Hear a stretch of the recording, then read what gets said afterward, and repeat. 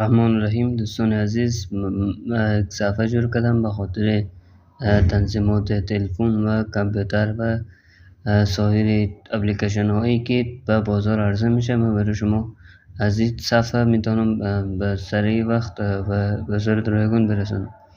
و امروز آموزش ما درباره تنظیم تلفن است. بعضی وقتا تلفن ما خود به خود حافظش پر است بدون اینکه ما پروگرام کنیم. باید حافظه تلفن خالی کنیم. چه رقمی میشه؟ میریم وارد تنظیمات میشیم. وقتی وارد تنظیمات شدیم میریم بخش برنامه ها.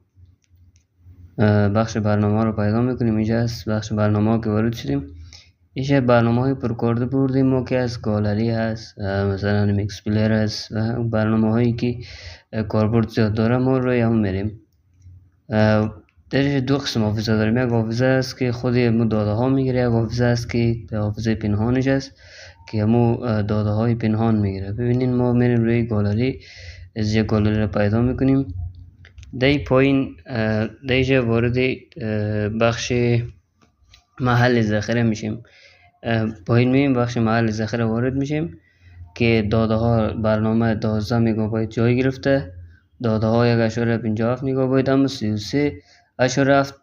مگابایت حافظه پنهان گرفته. ما باید اینو پاک کنیم به خاطر که حافظه خالی شود. اگر این ما دی پایین پاک کردن داده و پاک کردن حافظه پنهان است. ما اگر پاک کردن داده را بزنیم داده های گالری از میشه. اگر ما پاک کردن حافظه پنهان بزنیم فقط حافظه پنهان از میشه بدون اینکه کدام داده هست. حافظه خالی میشه و تلفن سرعتش بیشتر میشه.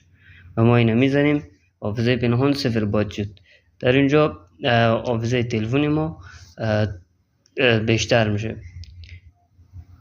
و بدون اینکه ما پروگرام کنیم این حافظه تلفن ما خالی میشه.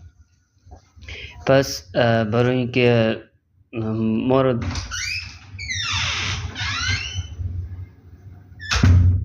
برای اینکه صفحه ما را لایک و برای اینکه ما را حمایت کنین، پس صفحه ما را لایک کنین و سابسکرایب کنین. لطفاً ما را از این طریق میتونین حمایت کنین و